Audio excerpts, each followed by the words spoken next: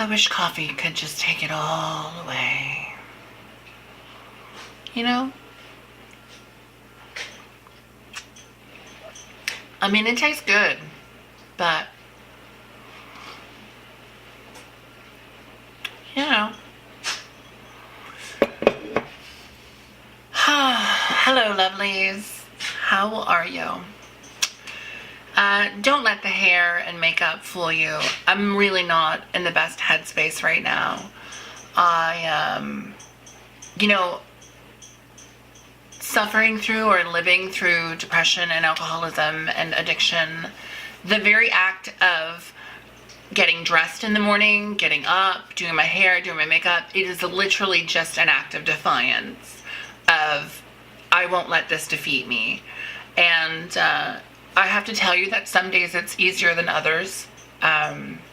Today was definitely not an easy day to get dressed and do my makeup and fix my hair and try to feel good about myself because of this. You know, when this was just like a small crack in the ceiling, I was like, okay, not a big deal. Now, so earlier, I think it was September, maybe October, the leak went from here to here, but then it stopped, right? And now it's gone from here to here with serious water damage. Like you can see it's like eroding there, like there's holes and stuff. It's not cute. And then, let's see. Then we have over here, I mean, the water damage on the thing, that is new. That just started in September. And then I never even noticed this because I had a picture over it. But obviously water has come down through here. And yeah. And if you look, there is water coming down the wall there.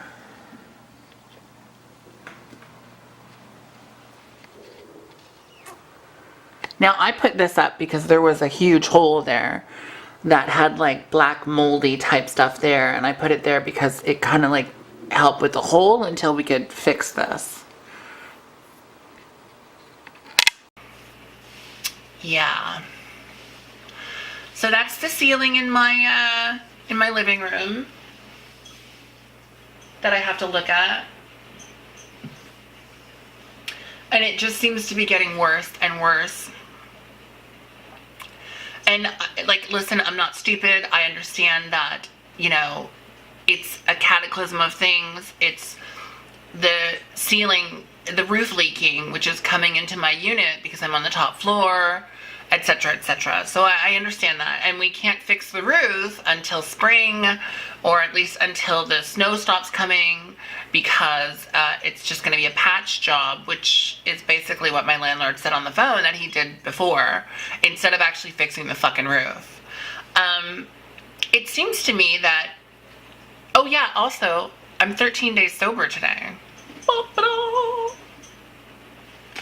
Which, today is not an easy day to stay sober. With all of this shit going on in my kitchen, well, my living room, kitchen, you know, whatever, some space fucking over there.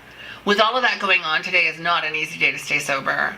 I have to go and cash a paycheck, and I'm terrified that if I go and cash this paycheck that I'm going to go to the liquor store and I'm going to buy booze, which is, listen, it's a valid coping mechanism for the stress that I'm going through. I know that, but I want to try and make it through March without drinking. And, you know, I don't feel like if I drank today that I would be failing. I feel like, you know, as someone who is an alcoholic, to have been able to even take 13 days off of drinking, especially with the amount that I was drinking, is a big deal.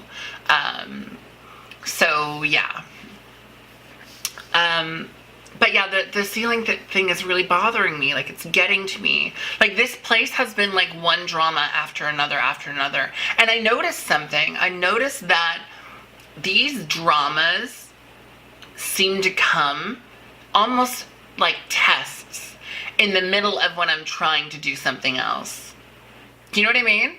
Like when I'm trying to focus on getting other shit done, or when I'm trying to focus on sobriety, all of a sudden it's like a knock, knock, knock. Hey, bitch, let's fuck up your life and see what you can do with it. That's kind of what I'm feeling right now. It's not an easy thing to go through, and it's not fun. That's for fucking sure. Yeah, this is like, it just seems like this always seems to happen in the middle of when I'm trying to be sober or anything. And I genuinely feel like it's a test from the universe. Like, hey, by the way, like, we get it. You're trying to be sober, but let us give you a reason to drink. Can you make it through it? And listen, I'm not going to lie to you. 9 times out of 10, no, I can't make it through it because, you know, I'm here alone in Laval, and my landlord doesn't seem to really give a shit about the living conditions that I'm in. I wish I had come and really genuinely taken a look at this place before I handed over money for the rent. I'm glad that I moved to Laval. I genuinely love Laval. I like the people, I like the atmosphere, I love everything about Laval, but I think it may be time for me to, you know, move from this unit here, because I just don't feel like I don't feel like I'm being heard by my landlord. I feel like my landlord may in fact be a slumlord, which kind of sucks, because I remember my mom. I remember growing up, and I remember my mom moving into these places. And the thing about it is that it's a cycle that I've obviously repeated. I'm not great with money. I was never taught how to be great with money. So now I'm only learning how to be better with my money. And I've fallen into the exact same cycle that my mother did. And that was moving into a place, not having any money to be able to move, so I have to stay. I'm genuinely thinking of starting a GoFundMe page just so that I can move, because I feel like my mental health here just isn't doing great.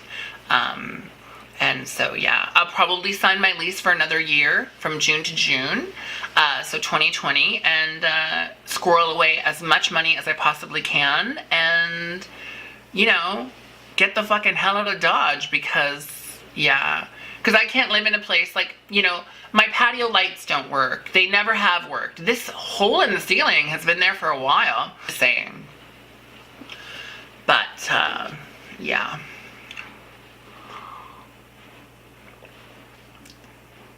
I'm trying not to let shit get to me, but it just seems like more and more and more. And like, and I think that the sort of like straw that broke the camel's back, I think that's the saying, I'm not really sure, was today, like, Fifi was hungry and she was meowing at me, and I yelled at her, and I'm like, dude, it's not her fault. This isn't her fault. This is the landlord's fault. Why are you yelling at her? Don't take it out on her. And so I, you know, that like moment where you're starting to take things out on people and your animals when it's not their fault. That's definitely a huge sign to be like, adios, amigos. Vaya con Dios, motherfucker! Yeah.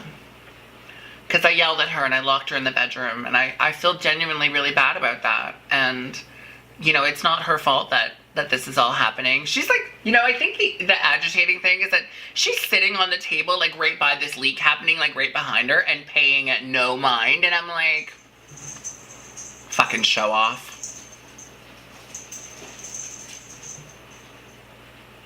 They're over there playing. You know what I mean? Like I said, like the leak in the ceiling is nothing. They don't really give a shit. I wish I could be like that. I wish I could be like, you know. And I know deep down inside there's nothing that can be done right now. It doesn't stop me from like looking at it and being miserable and upset, you know? Anyhow, it's day 13 of my sobriety. I'm happy to be sober. I'm grateful to have a roof over my head, albeit a leaky roof. You know, and coffee to drink.